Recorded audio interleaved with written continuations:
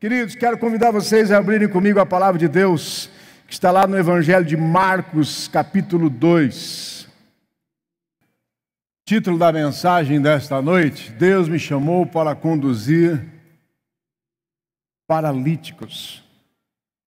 A história que vamos ler aqui é uma história muito conhecida. Eu orei a Deus nessa madrugada pedindo uma palavra para você, e me veio forte esse texto. Por isso que nós vamos nos debruçar sobre ele. A história de um paralítico que foi curado por Jesus Cristo. Ele foi carregado por 4 homens, levado até a cidade de Cafarnaum, onde Jesus estava. Ficaram sabendo que Jesus estava lá, foram até Jesus. Quando chegaram naquela casa onde Jesus estava, viu uma multidão cercando a casa, mas não se deixaram ser impedidos por aquela situação. Pelo contrário, venceram aquela situação, entendendo que a forma de se achegarem até Jesus era passando pelo telhado da casa. A gente ficar aqui fora, nós não vamos ser vistos e nós não vamos estar junto de Jesus, perto de Jesus. Então vamos contornar a multidão, passar pelo meio da multidão e passaram por cima da casa. Lá Jesus ficou admirado com a fé daqueles homens, então decidiu curar aquele paralítico. Essa é a história. Eu quero passar algumas fotos para vocês, só para ilustrar toda essa situação, e depois nós vamos iniciar aqui a mensagem. Cafarnaum é uma cidade que fica à beira do mar da Galileia.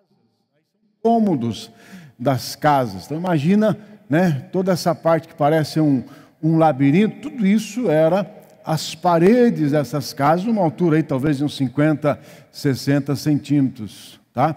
Do lado direito, só por curiosidade, lá é uma igreja católica.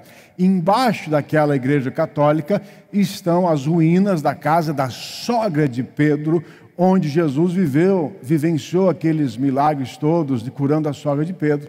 Está bem do lado direito a igreja católica. Esse terreno, essa área é de posse da igreja católica. A igreja fez uma igreja muito bonita, parece uma nave, muito bonita, e no meio da igreja tem toda uma estrutura de vidro que você pode olhar assim para as ruínas da casa da sogra de Pedro. Tá? Pode passar, por gentileza.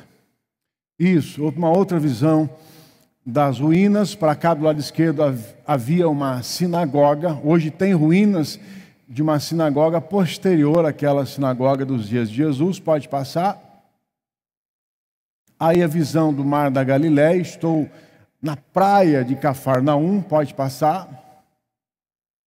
E aí são ilustrações. Eu peguei algumas fotos da série The Chosen e alguns desenhos também, para você entender mais ou menos esse momento que nós estamos falando aqui. 4 homens carregando um paralítico, possivelmente de maca. Cafarnaum fica um lugar acidentado. Você sobe o morro, desce o morro para chegar a Cafarnaum. Não tem como levar um paralítico de cadeira de rodas. Nem sei se existia cadeira de rodas naqueles dias, mas era totalmente inviável. Então certamente pessoas tiveram de carregar aquele paralítico, levando numa maca para chegar até Jesus. Vai saber quantos quilômetros o fizeram para que isso acontecesse. Tudo era um pouco distante naqueles dias. Então esses 4 homens, diz a Bíblia, carregaram um paralítico e o levaram até Cafarnaum, até a casa onde Jesus estava. Pode passar. Eles subiram então no telhado da casa, no eirado da casa, abriram o telhado. O telhado era feito de material, geralmente não, o material era feito de material vegetal, como pequenos bambus, como esses bambus aqui, fininhos, tipo taboas. Você coloca um do lado do outro, coloca uma camada de argila e de palha, coloca uma outra camada desses bambuzinhos e amarra tudo isso e faz o telhado da sua casa. Quando eles subiram naquela casa, eles certamente quebraram a argila, desamarraram aquelas estruturas de bambu, de taboa, e passaram o paralítico por aquele espaço. Pode passar. Aí um desenho para ilustrar. Pode passar. Então imagina, uma casa cercada de gente, uma multidão, gente dentro da casa, e de repente, quando Jesus está lá falando com as pessoas, ele ouve um barulho, caindo coisas do teto, e quando ele olha, alguém abrindo o teto e descendo um paralítico. Para muitos aquilo era motivo de crítica, estão furando fila. Mas para Jesus era um motivo de admiração. Olha a fé desses homens. Pode passar.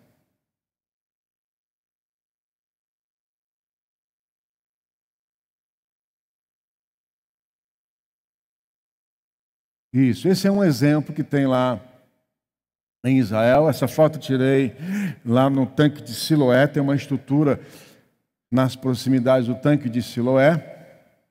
O tanque de Siloé era uma piscina que ficava fora do palácio de Davi, mas as águas desciam do palácio de Davi e ficavam bem em frente a uma montanha que acredito que seja o lugar, a terra que Judas Iscariotes comprou com as pratas que ele recebeu por ter traído Jesus. Então, fica num lugar bem interessante. E lá tem uma estrutura que eles fizeram muito semelhante a essa estrutura do Herado de 2000 anos atrás. Você vê uma camada desses bambuzinhos, embaixo aí é metal, mas lá naqueles dias era palha e barro, e uma outra camada desses bambuzinhos. Pode passar. Essa é a imagem de baixo dessa estrutura. Isso, essa é uma outra imagem. Essa foto foi tirada em Nazaré, mais ou menos assim. Aí já está mais fácil de entender, né? Você vê a argila misturada com a palha entre duas camadas de bambu. Pode passar. Onde está essa estrutura de metal? Imagina uma camada de argila misturada com palha. E tudo isso amarrado, obviamente, em cima de uma estrutura de madeira. Perfeito, obrigado, querido. Só para os irmãos entenderem mais ou menos a questão física, logística do que nós estamos falando aqui. Eu gostei de fazer uma mensagem expositiva hoje, pregando versículo por versículo, ministrando versículo por versículo, para que a gente possa entender o texto. Dias depois, entrou Jesus de novo em Cafarnaum e logo ocorreu que ele estava em casa. A primeira observação que nós fazemos aqui, que o milagre na vida do paralítico aconteceu porque correu a notícia que Jesus estava lá. E se correu a notícia que Jesus estava lá, é porque as pessoas alegremente diziam ao mundo: Jesus está aqui. Nós precisamos ter essa paixão de dizer ao mundo: Jesus está aqui. Nós precisamos dizer às pessoas aquilo que Deus é, o quanto Deus nos faz bem. Estamos vivendo hoje uma tendência de igreja que se volta para si mesma. Uma tendência de igreja que fica usufruindo daquilo que a fé possa proporcionar, mas se esquecendo que tem outras e muitas, e grande parte das pessoas lá fora desconhecendo essa verdade. Nós precisamos gritar ao mundo dizendo: ei, Jesus está na minha casa, Jesus está na minha igreja, Jesus está naquele grupo de oração que eu participo, Jesus está lá. O paralítico só foi curado porque alguém gritou dizendo: Jesus está em Cafarnaum. Quantas pessoas hoje estão desesperadas, desejosas de uma palavra, de um acalanto, de um conforto, de uma orientação, de uma palavra de instrução, de uma palavra bíblica para as suas vidas, mas não sabe por onde começar. Tem gente que tem medo de ir à igreja, e às vezes eu não tiro a razão. Porque, diga-se de passagem, tem cada igreja aí fora que só pela graça. Ao invés de melhorar a nossa vida, parece que piora. Mas as verdadeiras igrejas alinhadas à palavra de Deus, é impossível você estar lá e não ser transformado. Só que as pessoas não sabem discernir. Só em Piracicaba, anos atrás, quando eu era presidente do Conselho de Pastores, tinha 1.200 igrejas, só em Piracicaba. 1.200 igrejas. Quem é ignorante da fé? Quem é ignorante da verdade bíblica? Tem discernimento. Falou de igreja, a igreja que rouba, a igreja que pede dinheiro, a igreja que explora. Só fala coisa errada muitas vezes. Mas isso porque muitas vezes as pessoas que têm vivido experiências reais, sinceras com Deus, não têm feito a sua parte. Diga o mal. Facilmente prevalece a fama do bem. É que nem questão de política. Se você for omisso em selecionar pessoas boas, tementes a Deus para assumir qualquer tipo de governo, os maus vão assumir. Há uma frase que diz que o mal assume na ausência do bem. Se o bem não fala, o mal vai falar.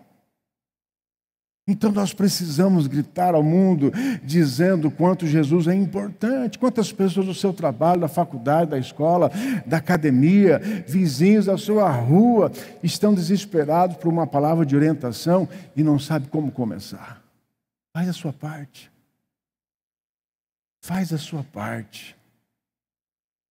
Se você está nessa igreja hoje, é porque um dia alguém fez isso com você. Eu me converti há 33 anos atrás, quando uma amiga nossa, vizinha de um comércio que minha família tinha uma lavanderia ao lado. Ela era cristã, evangélica, começou a fazer reunião de estudo bíblico lá na lavanderia, no fundo da lavanderia, um lugar bastante desconfortável, apertadinho, mas ela fazia e nos convidou a participar dessas reuniões. Foi lá que eu conheci Jesus, no fundo de uma lavanderia comercial. Mas alguém disse: vem aqui, Saulo, vem aqui um dia. Vem aqui. E na verdade não foi nem ela convidou a minha irmã, que me convidou. Vamos comigo. Tem sido bom para mim, vai ser bom para você. A gente precisa gritar, irmãos. As pessoas têm gritado tantas coisas nas redes sociais, tantas coisas ruins aí na internet, tantas coisas que não edificam, e algo que transforma vidas, que nós sabemos que Deus transforma vidas, muitas vezes não tem sido anunciado. Muitos afluíram para ali, tantos que nem mesmo junto à porta eles achavam lugar e anunciavam-lhes a palavra. O que Jesus anunciava? A palavra. Jesus anunciava a palavra. Irmãos, a essência do cristianismo é a Bíblia. Não é recado, não é evento, não é show gospel. Tudo isso pode ser importante dentro de critérios bíblicos, mas a essência de tudo na nossa fé é a palavra de Deus. A Bíblia diz que a fé vem pelo ouvir da palavra de Deus. Nem o louvor é tão importante quanto a palavra de Deus, a não ser que o louvor esteja associado a palavras que edificam. Mas o louvor não gera fé. Tanto que você vê uma geração aí que tem louvores na ponta dos lábios, mas não conhece a Bíblia. Nós temos uma geração que tem louvores na ponta dos lábios, toca louvor no carro toda hora, mas não conhece Bíblia. Só que o que traz fé é Bíblia, querido. Conhecereis a verdade vos libertará. Verdade é Bíblia. Jesus disse isso: eu sou a palavra, né? Eu sou o caminho, a verdade e a vida. Ninguém vem ao Pai senão por mim. Ele é o verbo que se fez carne. Ele é a palavra. Ele é a vida nas nossas vidas. Nós precisamos nos deparar com a palavra de Deus para que ela transforme a nossa história. Louvor não transforma a sua história, com todo respeito e necessidade que temos do louvor. Louvor faz bem, precisamos louvar. A Bíblia diz que Deus habita no meio dos louvores, mas o que fortalece a sua fé nos momentos mais difíceis da sua vida são as promessas de Deus. E hoje nós vemos muitas vezes a igreja se perdendo nisso. Eu já tive 2 experiências em que me deparei com um culto, fui convidado para pregar num culto, onde era para eu pregar, o culto começava às 7h30, para eu pregar, 8 horas, e me deram a palavra 10 horas da noite. Um deles eu preguei por respeito à pessoa que me convidou, lá em Campinas. O outro disse: eu não vou pregar. Desculpa, mas eu não vou pregar. As pessoas estão cansadas, suadas. Era um evento de jovens, suadas. E vocês acham que agora, depois de toda essa correria, essas pessoas vão ouvir a palavra de Deus? Desculpa, mas eu não vou pregar. O pastor ficou constrangido com aquela situação, não sabia o que fazer, sabia que estava errado, porque não priorizou as coisas de Deus, e aí me convidou para estar no outro dia pregando, e por misericórdia eu preguei, mas a minha vontade nem era pregar, porque vi que aquela igreja não tinha compromisso. Palavra, querido, você precisa estar exposto à palavra de Deus. A igreja pode ter o que quiser, o que for santo, o que quiser, mas não pode abrir mão da palavra de Deus. Amém? Amém? Eu não sei que igreja que todos frequentam, né? Nem todos estão vinculados, associados a esta igreja, mas se você se deparar com uma igreja que pouco prega a palavra de Deus, um conselho que eu te dou: sai dessa igreja e procura outra. Porque nós precisamos de palavra. Jesus está voltando, e se a igreja do Senhor não estiver alicerçada em palavra, esta igreja não vai permanecer, ela não vai suportar as aflições, os desafios Não vai suportar. Quer um exemplo claro? Discernimento. A palavra traz discernimento. Cada vez mais o mundo tem encostado na igreja. E quando nós não temos a palavra de Deus, nós não temos discernimento para saber se é certo ou se é errado. Se é de Deus ou se não é de Deus. Como administrar isso? E cada vez mais vai ficar confuso, porque estamos nos aproximando no final dos tempos, da volta de Jesus. Mas a palavra ela é clara. Eu costumo comparar o aprender da palavra de Deus como os policiais federais na alfândega, nos aeroportos, que estudam sobre o dólar, sobre o euro, sobre as notas comerciais de outros países. Eles não ficam perdendo tempo em estudar notas falsas.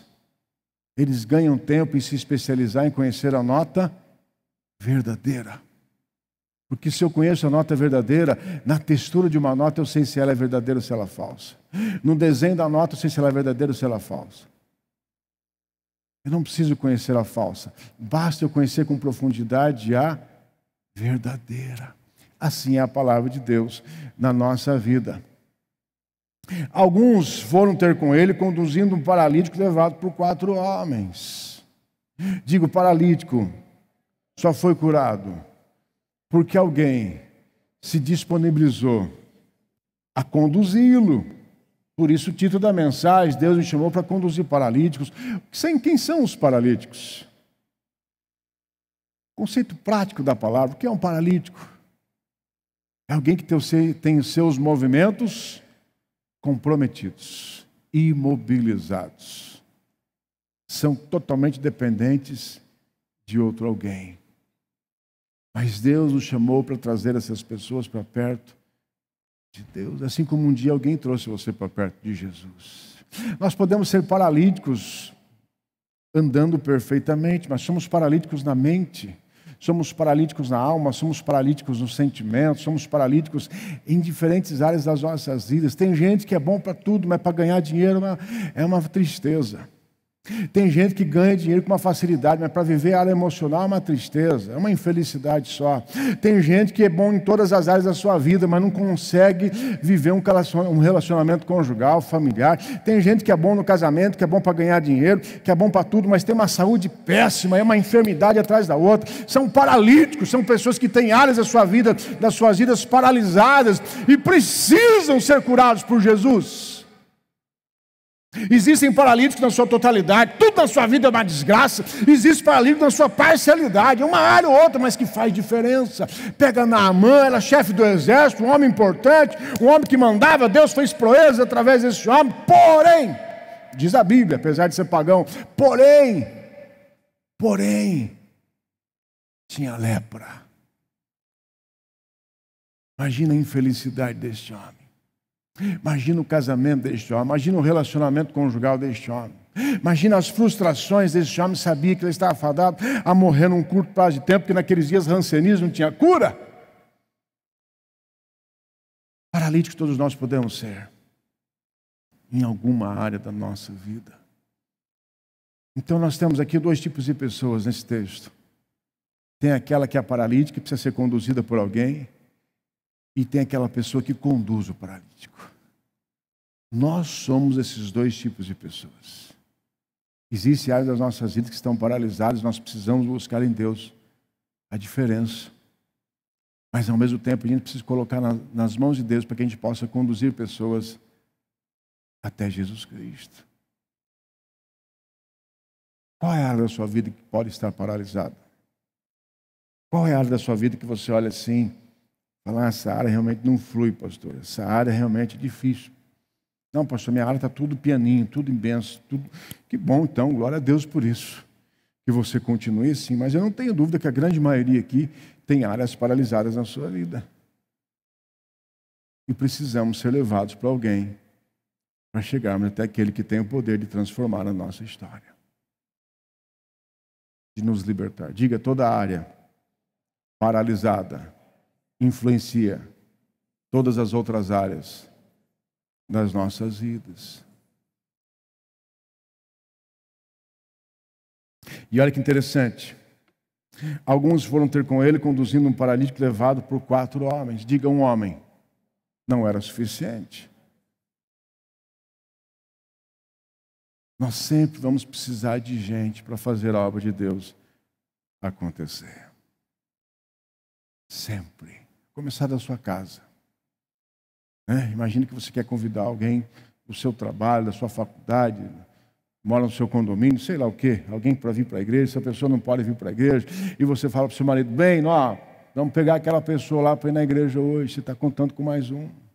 Aí você chega na igreja, os diáconos, os irmãos boas-vindas acolhem essa pessoa, fala, seja bem-vinda, esteja aqui na igreja conosco, é um prazer estar conosco, precisa de mais outro. Aí você pega a equipe do louvor, trazendo canções, orações e adorações que vem impactando o nosso coração, dizendo, olha, Deus é real, estou experimentando, estou sentindo Deus nesse lugar. São mais pessoas que se somam, são pessoas que estão conduzindo o paralítico a um único propósito, conhecer Jesus.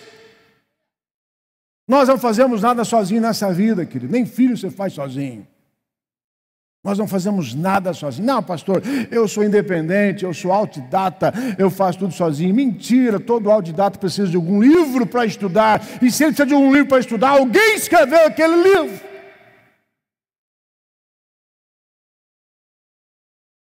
Ninguém foi criado para viver sozinho no mundo. Nós precisamos de pessoas para cumprir o nosso propósito e vivemos os propósitos de Deus nas nossas vidas. Quando a gente se une, as coisas acontecem. Diga, quando a gente se une, milagres acontecem, paralíticos são curados.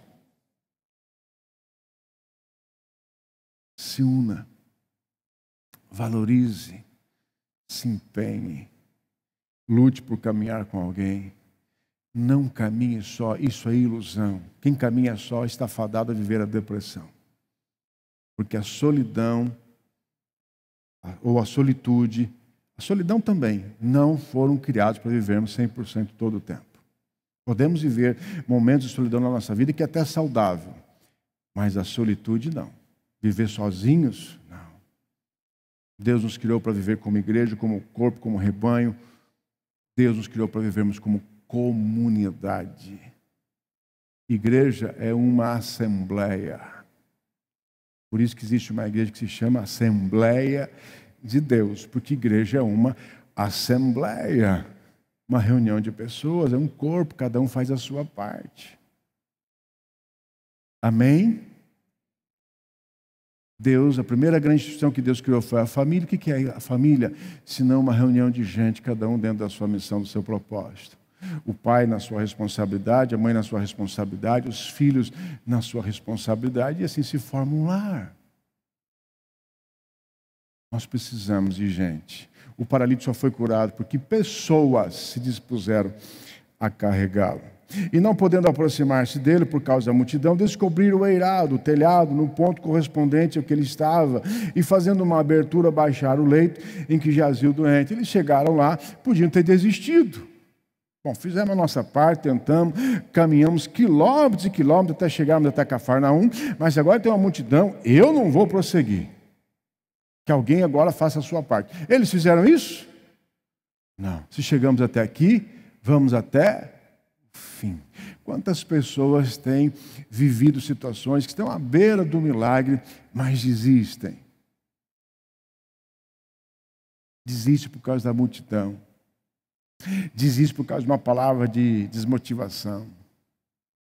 Eu não concordo com o jeito que você fez aquilo lá. Desmorona. Nossa, eu estava indo tão bem, mas aquela palavra entrou no meu coração. Estou desanimado, acho que eu não vou fazer mais nada. Estava pertinho de viver um milagre com Jesus, pertinho, seguindo, lutou, caminhou, suou, o sol a pino, e você lá carregando o paralítico. Mas quando você chega para viver um grande milagre, a experiência com Jesus, vem uma palavra e você desiste.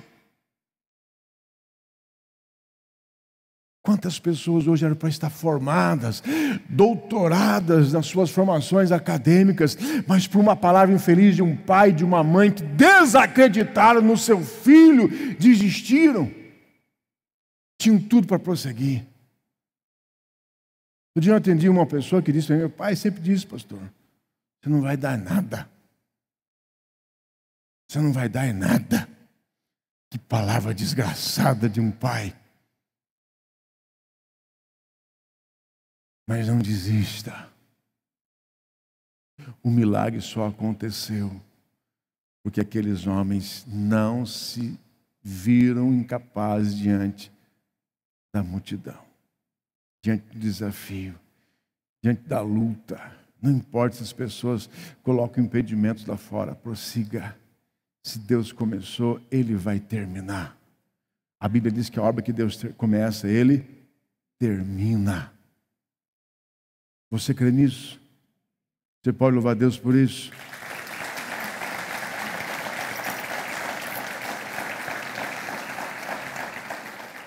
Está difícil? Continua. Estou terminando meu curso agora. 2 cursos que eu estou fazendo na área de psicanálise. Que coisa gostosa. 3 anos atrás eu comecei. Coisa gostosa, não é, Ingrid? Ingrid estuda junto comigo. A gente estuda junto, começou junto. Que coisa gostosa. Sabia que 3 anos atrás, eu nem sabia o que ia acontecer. Já o tempo passou, quantas aulas, quantos esforços, quantos sábados desgastantes, quanta bunda, com todo respeito, doendo, depois de 8 horas sentado lá numa cadeira. E agora estou na cadeira recentemente, mas na cadeira de pau, dura. Meu Deus, depois de 3 horas sentado, você não sabia se você ficava sentado de pé ou estátua. Doendo o corpo inteiro até o fio do cabelo, mas estava lá. Estava lá.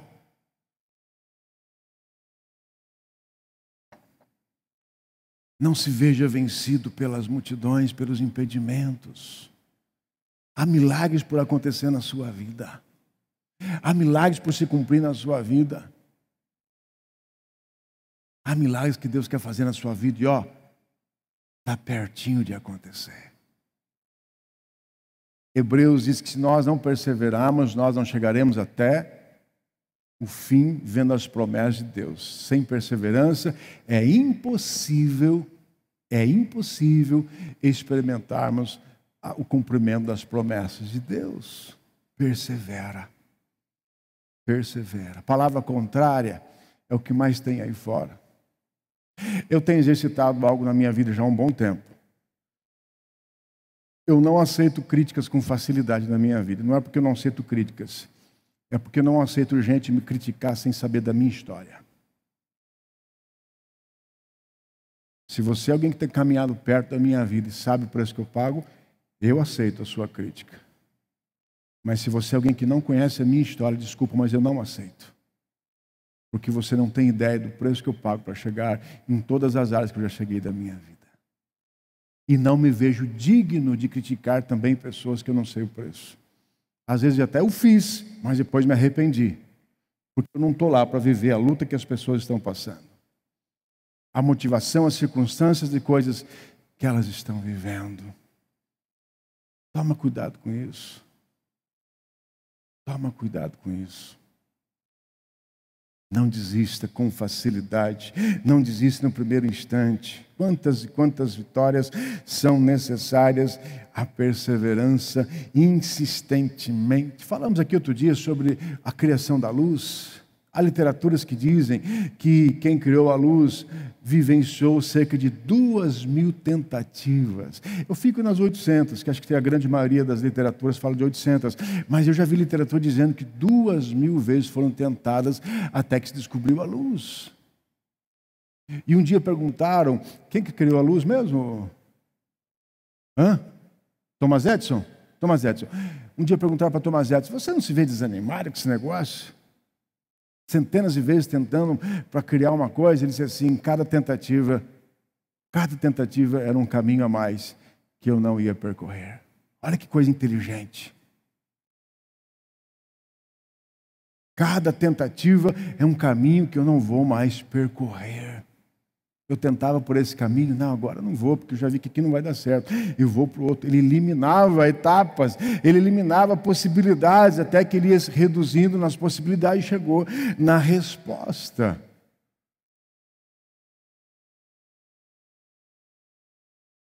Vendo-lhes a fé, Jesus disse ao paralítico, filho, os teus pecados estão perdoados. Aqui eu gosto dessa expressão do texto, vendo-lhes a fé. Diga, a fé precisa ser materializada.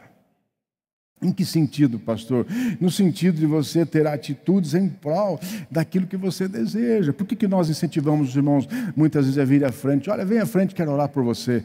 Pastor, eu estou sentado aqui, ora por mim aqui, Deus sabe onde eu estou, e eu tenho certeza disso. Mas o fato de você sair do seu lugar e vir até aqui, a iniciativa, o levantar-se, é demonstração da sua fé. E a gente precisa demonstrar a nossa fé, sabe primeiro para quem? Para a gente. Quando você se encoraja tomando decisões, atitudes na sua vida, isso fortalece a sua fé. A Bíblia diz que Davi ministrava para ele mesmo: bendiga a minha alma ao Senhor. Ele ministrava: ó alma minha, diga coisas boas a Deus, diga coisas boas de Deus. Bendiga a minha alma ao Senhor. Nós precisamos exercitar a fé a fim de que ela seja vista, não é vista pelos homens, vista por nós mesmos, vista pelo próprio Deus. Jesus diz, a Bíblia diz, vendo-lhes a fé, Jesus disse ao paralítico: tem atitudes que revelam a sua fé. Muitas vezes a gente deixa de viver milagre por causa de orgulho. Lembra-se da passagem de Naamã? Onde Naamã ficou sabendo que lá na terra de Israel tinha um profeta que falava em nome de Deus e podia curá-lo da lepra. Então ele faz tudo, ele pede autorização para o rei da Síria, ele leva o seu grupo lá, a sua comitiva, ele se arrisca, porque afinal ele estava num país inimigo, ele faz todo o percurso. Quando ele chega diante do profeta, do servo do profeta, o servo em nome do profeta diz: olha, vai lá e mergulha 7 vezes no Rio Jordão. E ele faz o quê?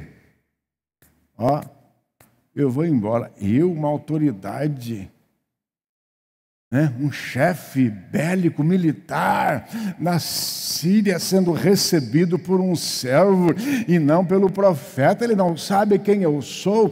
E agora, se não bastasse isso, me manda mergulhar num rio sujo desse. Porque não, então, no rio lá em Damasco, um rio mais limpo, um rio mais puro. Eu não vou mergulhar nesse rio. Orgulho.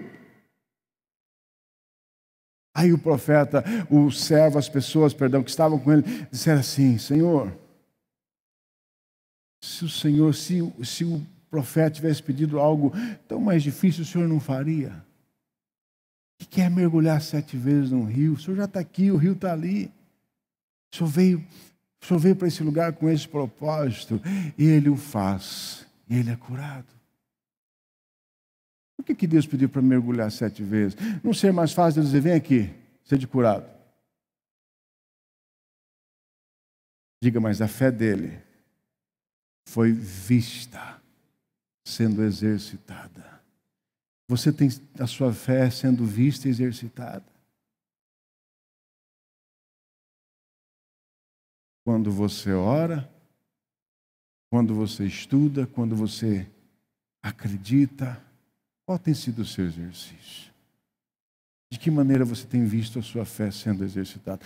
Estar na igreja é um exemplo de ter a sua fé exercitada. Mas a gente pode fazer muito mais do que isso. Muito mais do que estar na igreja. A Bíblia diz que Jesus viu a fé daqueles homens. E isso fez toda a diferença para que o milagre acontecesse. Diga: eu quero que Deus veja a minha fé sendo exercitada. Quando você traz oferta na igreja, eu não gosto de passar salva. Primeiro porque eu acho que é constrangedor. Eu acho que você tem que dar aquilo que está no seu coração e ponto final. Esse negócio de passar salva na minha cara, para que todo mundo veja se eu estou dando, eu não gosto disso. Mas o motivo principal não é esse. O motivo principal é estar aqui para que você saia do seu lugar e exerça a sua fé. Hoje com a tecnologia é mais difícil, com o Pix. Eu mesmo dou muito Pix. Não faço mais fisicamente, mas a oportunidade está lançada. Está lançada. Na ceia hoje você recebe o cálice aí no seu colo, na sua mão, mas eu sempre isso uma questão logística, de facilidade, senão demora muito o culto, se alonga muito o culto, Mas eu sempre gostei quando os diáconos estavam aqui à frente, e os irmãos vinham, se levantavam, porque isso é um exercício de fé. Fé. Quantas vezes eu vou nas igrejas, estou sentado nas igrejas, eu falo para minha filha: pega o dinheiro, leva lá a oferta. Leva você, pai. Leva lá, filha. porque eu quero que ela viva a experiência de demonstrar a sua fé. Amém? Amém? Se você for nessa linha de que Deus sabe o que está no seu coração, então você não precisa disso, então você não precisa nem orar. Porque a Bíblia diz que Deus sabe dos seus pensamentos. Ele é onisciente, onipresente e onipotente. Se você pegar o texto lá em Mateus, você vai ver Jesus dizendo que Ele sabe tudo o que você precisa. Porém, logo em seguida Ele diz o quê? Ele ensina a oração do Pai Nosso. Manifestação da nossa fé. Deixa Deus ouvir as suas palavras. Deixa Deus ouvir as suas palavras. Pastor, eu amo Deus, então diga a Ele. E é uma comparação simples. Você tem o hábito de dizer para a sua esposa, para o seu marido que você o ama, que você ama? Ah, pastor, ela sabe. Tem que dizer. Ah, pastor, ele sabe. Geralmente as mulheres cobram isso dos maridos, mas eu vou perguntar para vocês, mulheres, quantas vezes vocês dizem para os seus maridos: meu coisa linda, meu gato, te amo de montão. Ó, te amo de montão. Vem, Acari. Pastor, mas ele sabe. Deixa ele ver o seu amor. Faz diferença. Amém? Você pode louvar a Deus por isso? Quer a maior demonstração do que Jesus na cruz? Hein? Jesus te ama? Te ama. Mas onde Ele demonstrou esse amor por você? Na cruz. Na cruz. Ele demonstrou: eu te amo. Mas na cruz que você vai ver o meu amor. Vendo-lhes a fé, Jesus disse ao paralítico: filho, os teus pecados estão perdoados. Mas alguns escribas estavam sentados ali e arrazoavam em seu coração, porque fala ele deste modo? Isto é blasfêmia. Quem pode perdoar pecados senão um que é Deus? Jesus discerniu no espírito que pessoas estavam lá questionando, indagando, criticando os seus atos. Olha que coisa tremenda. Discernir no espírito. Ele não viu as pessoas arrazoarem. Ele não viu as pessoas criticarem-no. Ele simplesmente discerniu pelo espírito que isso estava acontecendo. Irmãos, nós precisamos buscar em Deus sensibilidade do Espírito Santo. Discernimento. Porque isso nos livra de muitos problemas. Quantas pessoas hoje estão feridas por causa de amizades erradas? Mas se você tivesse discernimento, você não teria se ferido, simplesmente teria se relacionado. Quantas pessoas eu conheço que hoje vivem a frustração de uma sociedade, ou melhor, de uma ex-sociedade, onde um dos sócios o traiu e o roubou. Mas se tivesse discernimento do Espírito, talvez isso não tinha acontecido. O Espírito Santo me mostrou. O Espírito Santo não testificou. O Espírito Santo me inquietou naquela hora de assinar aquele contrato. Eu já vivi experiência assim, que eu ia comprar uma coisa e não senti paz, e eu cheguei para a pessoa e falei: você vai me perdoar, você me desculpe, mas eu não vou fazer esse negócio. Mas por quê? Porque eu não estou sentindo paz. Mas eu não estou sentindo paz. E quando eu não sinto paz, eu não faço. Acabou. Acabou. Teve uma situação que eu só senti inquietação depois que eu fiz o contrato. Assinei o contrato, senti inquietação. Falei: desgraça. Foi quando me internou em sócio desses apartamentos de praia, aí, de parque de aquático. Compra lá como chama lá uma cota. Isso é desgraça, filho. Isso é desgraça. Outro dia um irmão falou: pastor, é bênção. Que bom que tem um que é abençoado. Mas eu fiz o contrato, inquietou meu coração. Cheguei no hotel, pesquisei lá no Reclame Aqui. Nossa, é mais sujo que pau de galinheiro. A empreendedora. Falei: Jesus, é agora. Liguei para a mulher que me vendeu o negócio e foi demorou para atender, E eles são tão assim, tão inteligentes, que eles colocam um cartório no meio do negócio. Onde já se viu um cartório num parque aquático? Fala para mim onde existe isso. Você vai no shopping, numa loja, comprar comida, jantar, almoçar, e tem um cartório do lado. Onde existe isso? Não existe para ser encrenca. E aí precisou um irmão da igreja, advogado, me ajudar para me ressarcir da entrada, porque não queriam dar de jeito nenhum o que eu fiz. Infelizmente, não pedi orientação para o Espírito Santo. E até foi uma experiência interessante, porque eles coagem a gente, né? Eles coagem a gente. Enfim, deixa Deus trazer discernimento para você. Diga: discernimento do Espírito nos livra de muitos problemas. Está na dúvida? Não faça. Pede para Deus. Não tem paz no seu coração? Não faça. Né, pastor, a proposta é muito boa. Não faça. Há um ditado que diz que quando o milagre é muito grande, desconfia do santo. Não é um ditado? Não é evangélico, não é um ditado, né? Que nos leva a gente a pensar. Um milagre muito grande, desconfia do santo. Quem faz milagre grande é Jesus.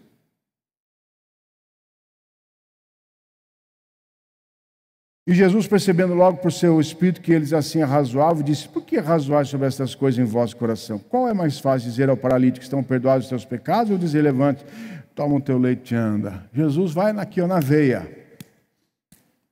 Tem coisa na sua vida que você tem que ir na veia. Para de ficar dando volta no toco, hein? Como diz um pastor amigo meu, vai lá e resolve o problema. Chega aqui e fala: o que está acontecendo aí? O que está acontecendo? Qual que é o problema? Vai na veia. Não fica pensando, imaginando, julgando, e deixando que isso atormente o seu coração, sentindo inseguro. Não, querido, vai lá, está acontecendo algum problema. Eu vi que você passou 2, 3 vezes por mim, não olhou na minha cara. Eu fiz alguma coisa para você que eu não estou sabendo? Se eu fiz, me perdoe. Agora, passar do meu lado 2, 3 vezes, não olhar na minha cara, tem alguma coisa errada aí. Seu vizinho, antes de cumprimentava, não cumprimenta mais, vai lá na veia. Vizinho, está acontecendo alguma coisa. Meu cachorro mordeu seu cachorrinho, eu não estou sabendo. Minha secretária colocou lá o lixo na frente da sua casa, eu não estou sabendo. O que está acontecendo, meu vizinho? Isso é bênção da minha vida, rapaz. O que está acontecendo? Jesus vai na veia. Ele viu que estava atormentando coisa lá dentro, questionando, criticando. Ele vai e se dirige àquelas pessoas: por que arrazoais sobre essas coisas em vosso coração? O que está acontecendo? Vocês estão na dúvida por quê? Vocês estão ridicularizando essa situação por quê? Qual é mais fácil, dizer ao paralítico: estão perdoados os teus pecados, ou dizer: levante, toma o teu leito e anda? Ora, para que saibais que o Filho do Homem tem sobre a terra autoridade para perdoar pecados, disse ao paralítico: vem aqui, paralítico, para que vocês saibam que eu estou falando a verdade. Vem aqui, paralítico. Eu te mando, levanta-te, toma o teu leito e vai para a tua casa. E o milagre acontece.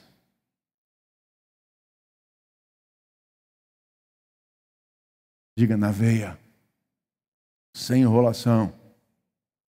Tem gente que está vivendo situação de enrolação na vida, sabe quanto tempo? 10 anos, 20 anos, 30 anos. Você conversa com a pessoa, é pura mágoa. Ai, pastor, porque um dia uma tia minha falou para mim que o meu marido não prestava e aquilo entrou no meu coração.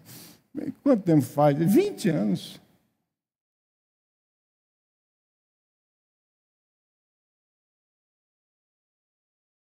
Usa da autoridade que Deus te deu. Usa do conhecimento que Deus te deu. Usa da fidelidade de Deus na sua vida. Usa. Um dia eu estava numa caravana em Israel, há muitos anos. Acho que foi 2015, por aí. Muitos anos. 9 anos, né? E tinha um rapaz, um pastor de Minas Gerais, que estava comigo no quarto. A gente dormia junto no mesmo quarto. Conheci na viagem. Não conhecia ninguém na caravana, conheci na viagem. E esse rapaz, ele começou a me perseguir, me ridicularizar, fazer comentários, porque eu tenho 50 anos, mas de vez em quando eu uso uns coletes, eu uso tênis, eu gosto de ser à vontade, não fico preocupado com formalidade. E ele era de uma igreja mais formal, terninho, gravatinho, aquelas coisas todas, que a gente respeita, mas não é o nosso estilo. Né? Não estava de terno e gravata, mas estava todo formalzinho. E o meu jeito de ser, acho que o incomodava. Só que o cara que dormia junto no mesmo quarto, a gente conversava, trocava experiência, ele pastor da igreja dele, eu pastor dessa igreja. E um dia ele começou a ridicularizar, né? A gente estava lá na Grécia, começou a ridicularizar. Chegou um dia, eu falei, meu amigo, venha cá. O que está acontecendo com você? Eu fiz alguma coisa para você? Não estou te entendendo. Não estou entendendo as suas atitudes. Colega de quarto. Eu gostaria que você me respeitasse. Isso é atitude de pastor? Porque nós temos estilos diferentes de ser. Tem algum problema nisso? O cara não sabia onde enfiar a cara. Né? E eu não queria mais continuar aquela viagem. Era uma viagem de 15 dias, 18 dias. Eu falei, não vou continuar essa viagem desse jeito. 18 dias. Era Israel, Grécia e Turquia. Eu falei, não, venha cá. Vou ficar no mesmo quarto com uma pessoa que fica falando meias palavras num café da manhã, num almoço, numa janta. Não, vem aqui, amigo. E aí acabou, parou. Ele precisava desse chacoalhão. Ele precisava. Digo, o milagre só aconteceu porque Jesus Cristo não se intimidou por desejos, por pensamentos que o arrazoavam.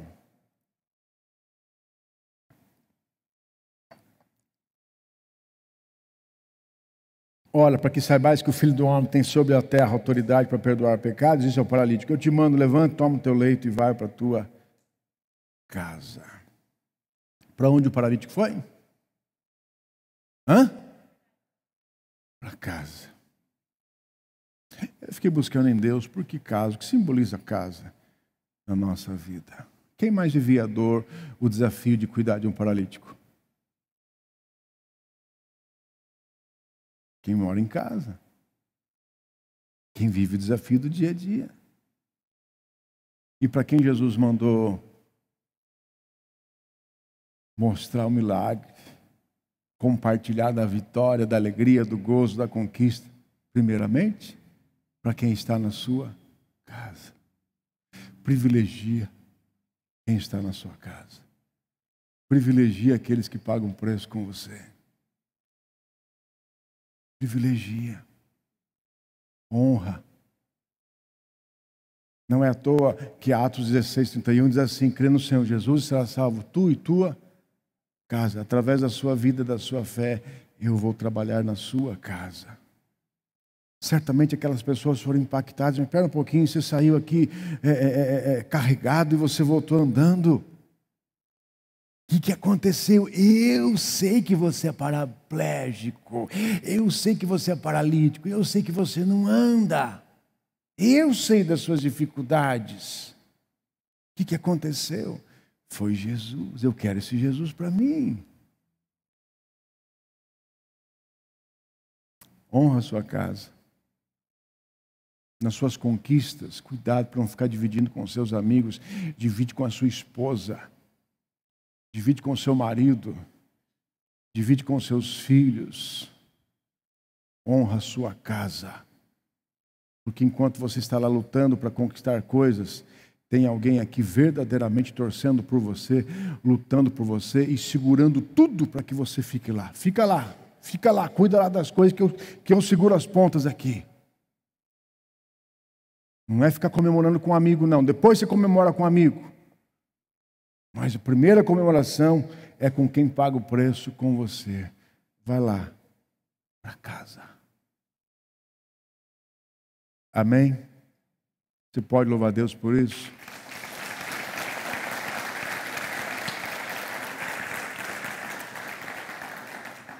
E por fim, então ele se levantou e no mesmo instante, tomando o leito, retirou-se à vista de todos, o ponto de se admirarem e darem glória a Deus, dizendo, jamais vimos coisa assim. A Bíblia diz que ele foi e levou consigo o leito. O que significa isso, pastor? Significa que ele levava com ele o antes e o depois.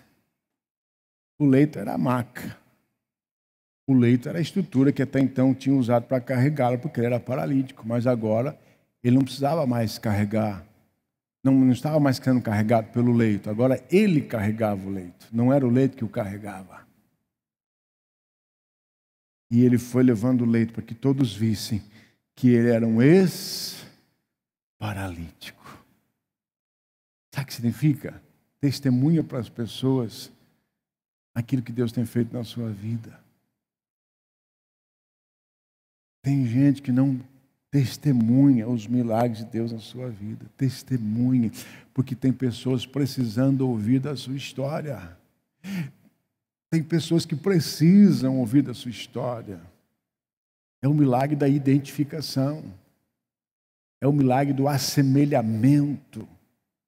Eu não ouço ninguém dizer, mas quando alguém conta alguma coisa que é exatamente o que eu estou vivendo, aquilo tem um poder dentro de mim. Tem um poder dentro de mim.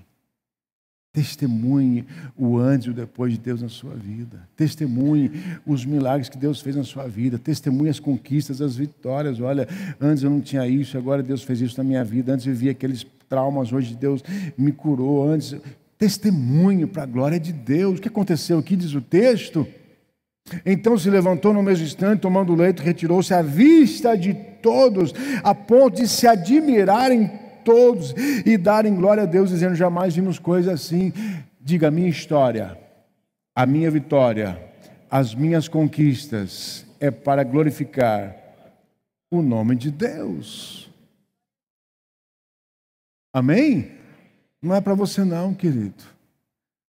Deus faz por amor a nós, mas Ele quer ser glorificado em todo o tempo. Em todo o tempo. Olá. Muito obrigado por ter você conosco. Espero que você tenha sido abençoado com essa mensagem. Nosso desejo é pregar a palavra de Deus, levá-la a todas as pessoas, sempre na certeza que Deus é aquele que transforma a nossa história, transforma a nossa vida, cuja palavra é poderosa para cada um de nós. Até o próximo vídeo. Deus abençoe. Se você puder, compartilhe esse vídeo com seus amigos, com as pessoas que você conhece. Afinal, queremos abençoar cada vez mais um número maior de pessoas no nosso dia a dia. Um grande abraço. Deus abençoe. Obrigado.